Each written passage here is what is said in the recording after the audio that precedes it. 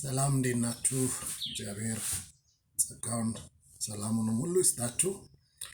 ባለፈው እግዚአብሔርን ስለመፍራት አንድ ሀሳብ አንስቼ ነበርና መጽሐፍ ቅዱሳችን በተደጋጋሚ ቦታ እግዚአብሔርን እንድንፈራው ይነግረናል። እግዚአብሔርን መፍራት እንዳለብን፣ እግዚአብሔር የሚፈራ አምላክ እንደሆነ ይናገራል። በዚህ በትንቢተ ኢሳይያስ ምዕራፍ 8 ቁጥር 13 ላይ ምን ይላል? ልትቀድሱ የሚገባው የሰራዊት ጌታ እግዚአብሔርን ብቻ ነው። ልትቀድሱ የሚገባው የሰራዊት ጌታ እግዚአብሔርን ብቻ ነው። ልትፈሩ የሚገባው እርሱን ነው። ልትንቀጠቀጡለትም የሚገባው እርሱ ነው ይላል። ልንቀድሰውም፣ ልንፈራውም፣ ልንንቀጠቀጥለትም። አስቡት፣ መጀመሪያ ላይ ልንቀድሰው፣ ልናመልከው፣ የሆነ ልናከብረው፣ ልንወደው፣ እነዛ ሁሉ ነገሮች አሉ። ግን ደግሞ በዛው ልክ ደግሞ ልትፈሩት ይገባል ብሎናል። የሚፈራ አምላክ ነው። እንደውም ከመፍራትም ልትንቀጠቀጡለት የሚገባ ነው። አሁን ይህንን የሚነግረው ለጠላቶች አይደለም። ጠላቶቹን ቀጥቀጡለት አይደለም። ሊቀድሱት የተገባው ህዝቡ ናቸው።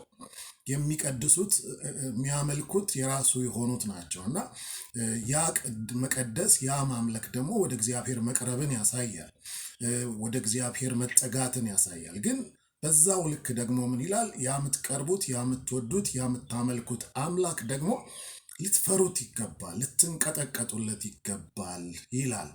እና ባለፈው ጊዜ የተመለከትነው ምንድን ነው? እግዚአብሔርን መፍራት ምን ማለት ነው የሚለውን ስንመለከት እግዚአብሔርን መፍራት ክፋትን መጥላት እንደሆነ፣ ኃጢአትን መጥላት ስንል አለማድረግ አይደለም በመጀመሪያ። ምክንያቱም አንዳንድ ነገር ፈርተን ላናደርግ እንችላለን። ነው መፍራፍ፣ ቅጣትን ፈርቶ አለማድረግ፣ ሲኦልን ፈርቶ አለማድረግ መጥላት። በቃ ስትጠላው ባህሪህ ነው። መጥላት ያንተ ስለሆነ ክፋትን ጠላ ማለት ጽድቅ ባህሪህ ሆኗል ማለት ነው። እሱን ነው የተመለከትነው። ዛሬ ግን አንድ ነገር መጨመር ፈለግኩኝ። እግዚአብሔርን አለመፍራት ዛሬ በጣም አለ በዓለም ላይ። ተዉትና በቤተ ክርስቲያን ውስጥ የነገሰበት ጊዜ ነው። ብዙዎች ነቢያትም፣ ሐዋርያትም፣ አስተማሪዎችም ይሁኑ የቤተ ክርስቲያን ሽማግሌዎች ይሁኑ ማንም እንመለከታለን። እግዚአብሔርን አለመፍራት በጣም አለ። አንዳንዶች እንደውም እንዳልፈሩት እንኳን አያውቁም፣ አልገባቸውም ምን ማለትም እንደሆነ እና ከዚህ የተነሳ ነው ብዙ ክፋት፣ ብዙ ጥፋት በምድር ላይ የሆነ ያለው እና የብዙ ነገሮች ደግሞ መሰረት እሱ ነው። ሰው እግዚአብሔርን ካልፈራ ምንም ነገር ማድረግ ይችላል። ሰው እግዚአብሔርን ካልፈራ ሊገድል ይችላል፣ ሊያመነዝር ይችላል፣ ሊዋሽ ይችላል፣ ሊሰርቅ ይችላል፣ ሰውን ሊጠላ ይችላል፣ ምንም ነገር ማድረግ ይችላል። ማድረጉ ብቻ አይደለም፣ በእነዚህ ነገሮች ውስጥ ደግሞ መኖር ይችላል። ተጸጽቶ ንስሐ ገብቶ መመለስ እሱ ጽድቅ ነው፣ እሱ ራሱ ሌላ ነው። ግን በዚህ ውስጥ መኖር በቃ መኖሪያ ሆኖ ሰዎች በዚህ ውስጥ ይኖራሉ። እና ለምንድነው ግን እግዚአብሔርን ሰዎች የማይፈሩት የሚለውን ስንመለከት እዚህ ዘጸአት 20 ላይ አንድ ቃል አለ። ዘጸአት ምዕራፍ 20 ቁጥር 1 ላንብብና ከዛ ዝቅ ብዬ ቁጥር 13 ቁጥር 18ን 19ን ዝቅ ብዬ አነባለሁ። ይሄ እግዚአብሔር ለእስራኤላኖች የተገለጠበት ነው። የተገለጠው ደግሞ በሚታይ መልክ፣ በሚያዩት፣ በሚዳሰስ፣ በሚጨበጥ መልክ የተገለጠበት ነውና ቁጥር 1 ላይ ምን ይላል? እግዚአብሔር እነዚህን ቃሎች ሁሉ እንዲህ ብሎ ተናገረ። እንግዲህ ተራራው የጤሰ ባለበት የሆነ በጣም ታላቅ የሆነ የሚያስፈራ ነገር ያለበት ነገር ነው። ነገሩ ያስፈራ፣ እየሆነ ያለው ነገር የሚያስፈራ ነው። ግን ቁጥር 18 ላይ ምን ይላል? ሕዝቡም መብረቁንና ነጎድጓዱን የተራራውን የጤስና የመለከቱን ድምፅ ባዩና በሰሙ ጊዜ፣ ተመልከቱ፣ የሚታይ የሚሰማ አይነት ነገር ነው የተገለጠው። ባዩና በሰሙ ጊዜ በፍርሃት ተንቀጠቀጡ። በርቀትም ቆመው ሙሴን አንተ ራስህ ተናገረን፣ እኛም እናደምጥሃለን። እግዚአብሔር እንዲናገረን አታደርግ፣ አለበለዚያ መሞታችን ነው አሉት። እንግዲህ እውነተኛ ፍርሃት ገባባቸው። ሙሴም ለሕዝቡ አትፍሩ፣ ኃጢአት እንዳትሰሩ፣ ይሄ የባለፈው ትርጉማችን ነው። ኃጢአት እንዳትሰሩ የእግዚአብሔር ፍርሃት ከእናንተ ጋር ይሆን ዘንድ፣ ነጎድጓዱን እንድትፈሩ አይደለም፣ የመጣውን ያንን መንቀጥቀጥ እንድትፈሩ አይደለም፣ እግዚአብሔርን። ይህን ሁሉ ያደረገው እግዚአብሔር ነውና እግዚአብሔርን እንድትፈሩ ይላቸዋል። ሊፈትናችሁ መጥቷል አላቸው። አትፍሩ፣ ኃጢአት እንዳትሰሩ፣ የእግዚአብሔር ፍርሃት ከእናንተ ጋር ይሆን ዘንድ እግዚአብሔር ሊፈትናችሁ መጥቷል አላቸው ይላል። እንግዲህ ተመልከቱ፣ እግዚአብሔርን መፍራት ኃጢአትን አለመስራት ነው። ስለዚህ ምንድነው ያላቸው? እግዚአብሔርን እንድትፈሩ ከዛ ኃጢአት እንዳታደርጉ፣ ትርጉሙ ይሄ ነውና መጥቷል። ግን ይህ ፍርሃት እንዴት ነው ያመጣው ሲባል እግዚአብሔር በመገለጡ ነው። እግዚአብሔርን በዚህ መልክ ሲያዩት፣ በዚህ መልክ ሲያውቁት እንዲፈሩት ነው እግዚአብሔር የፈለገው። መፈራቱ ደግሞ እንዱ ተንቀጥቀጠውም እንዲሉ አይደለም፣ ከኃጢአት እንዲርቁ ነው። ዞሮ ዞሮ እግዚአብሔር ተፈርቶ ዋው የሚፈራ ምናምን እንዲባል አለ። ብንፈራው ባንፈራው ለሱ የሚያመጣለት ነገር የለም። ግን እግዚአብሔርን መፍራት ኃጢአት አለማድረግን ያመጣልና ምንድነው አሁን ያላቸው? ለዚህ ነው የተገለጠው። እንግዲህ ከዚህ የምንመለከተው ነገር ምንድነው? ለምንድነው ሰዎች እግዚአብሔርን የማይፈሩት ስንል አላወቁትም። እግዚአብሔር በዚህ መልክ ለመገለጥ በአሁን ሰዓት ላያስፈልገው ይችላል። ግን በቂ በሆነ ነገር እግዚአብሔር ራሱን ገልጧል። እግዚአብሔር አሁንም በቃሉም ይገለጣል፣ በመንፈሱም ይገለጣል።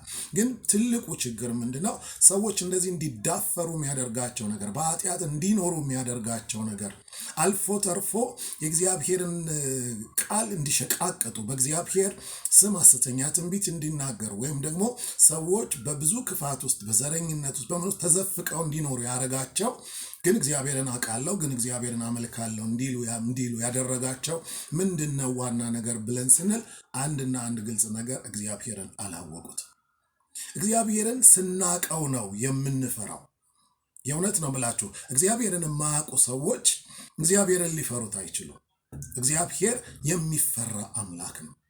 ስለዚህ እግዚአብሔርን ባወቅነው ቁጥር ነው ይሄ ለመፍራት ብቻ አይደለም። ምክንያቱም አክብሮታዊ ፍርሃት ነው እግዚአብሔርን የምንፈራውና ስናቀው ነው እየወደድነው የምንሄደው፣ ስናቀው ነው እያከበርነው የምንሄደው፣ ስናቀው ነው ሁሉ ነገር እየሆነ መፍራትም የሚመጣው ከዛ በኋላ ነው።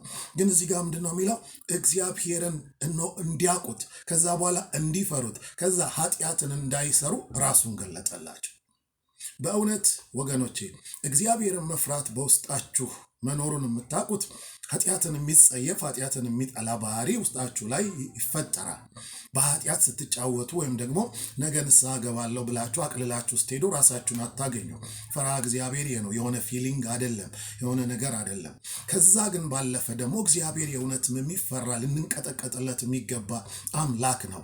መቼ ነው ግን የሚሆነው? እግዚአብሔርን እንደሚገባ ስናውቀው። ስለዚህ እዚህ ጋር ምንድነው ያለው? ይህንን ነው የሚላቸው፣ እግዚአብሔርን እንድትፈሩት ነው በዚህ መልክ የተገለጠው። ስለዚህ ዛሬ ፈሪሃ እግዚአብሔር በውስጣችን የሚኖረው እግዚአብሔርን እንደሚገባ በቃሉ ስናቀው፣ በመንፈሱ ስናቀው። አዎ አገልጋይ ልትሆኑ ትችላላችሁ፣ ቤተክርስቲያን ልንሄድ እንችላለን፣ የሆነ ነገር ግን እግዚአብሔርን ራሱ ስለ እግዚአብሔር አውቃችሁ ሊሆን ይችላል። ምናልባት ትንተና ልትሰጡ ትችላላችሁ። ምናልባት ስለ መለኮት ተምራችሁ ተመርቃችሁ እንደው የእግዚአብሔር ስም የእግዚአብሔር ምናምን ብላችሁ ብዙ ነገር ልትናገሩ ትችላላችሁ። ግን በግል ህይወታችሁ እግዚአብሔርን እስካላወቃችሁት ድረስ ስለ እግዚአብሔር ሰምታችሁ አይደለም። ስለ እግዚአብሔር ማወቅ ሁልጊዜ ይባላል እና እግዚአብሔርን ማወቅ ይለያያል። ስታቁት የእውነት ታከብሩታላችሁ፣ ስታቁት የእውነት ትወዱታላችሁ፣ ስታቁት ደግሞ አባትነቱ፣ ፍቅሩ፣ በቃ መጠጋጋቱ በጣም ውስጣችሁ ይገባል። ግን በዛው ልክ ደግሞ ስታቁት ትፈሩታላችሁ፣ አክብሮታዊ ፍርሃት ትሰጡታላችሁ። ስለዚህ ዛሬ ትልቁ ነገር ምንድነው ብለን ስንል ይሄ ነው። እግዚአብሔር ደግሞ የሚፈልገው ይሄንን ነው። አንድ ቃል ላንብብላችሁ። ዘዳግም ምዕራፍ 10 ቁጥር 12 ጀምሮ፣ አሁንም እስራኤል ሆይ አምላክህ እግዚአብሔር ካንተ የሚፈልገው ምንድነው? አምላክህን እግዚአብሔርን እንድትፈራው፣ በመንገዶቹም ሁሉ እንድትፈራው፣ ከዛስ በመንገዶቹ ሁሉ እንድትሄድ፣ እንድትወደው፣ እንድትፈራው፣ ከዛስ እንድትወደው፣ በፍጹም ልብ በፍጹም ነፍስ እንድታገለግለው፣ እየፈራህ እንድታገለግለው፣ መልካም እንዲሆንልህ ዛሬ የምሰጥህን ትእዛዞችና ስርዓቶች እንድትጠብቅ አይደለምን? እግዚአብሔር የሚፈልገው ይህን ነው፣ እንድትፈራው። ግን ፈርታው እንድትርቀው አይደለም፣ እንድታገለግለው፣ ፈርታው እንድትቀርበው፣ ፈርታው ግን በቃ በዛው ህይወት ውስጥ። ምክንያቱም እነዚህ ነገሮች አብረው የሚሆኑ ነገሮች ናቸው፣ ምንነጣጥላቸው ነገሮች አይደሉም። ስለዚህ ዛሬ ወገኖቼ መልእክቴ አንድ ነው፣ እግዚአብሔርን መፍራት ክፋትን መጥላት ነው ብለናል። አሁን ደግሞ ሰው እግዚአብሔርን የሚፈራው እግዚአብሔርን ሲያውቀው ነው። ስለዚህ እግዚአብሔርን ለማወቅ በርቱ፣ እንወቅ፣ እናውቀውም ዘንድ እግዚአብሔርን እንከተል ይላል። ስለዚህ እግዚአብሔርን ማወቅ ይብዛልን፣ በቃሉ እንወቀው፣ ሲገለጥልን እንወቀው፣ በመንፈሱም እንወቀው፣ በሚያደርገው ነገር ሁሉ እንወቀው። ያን እግዚአብሔርን መፍራት በውስጣችን የበዛ ይሆናል። ያኔ እግዚአብሔርን እናከብረዋለን። ጌታ በዚህ መንፈስ ይባርካችሁ።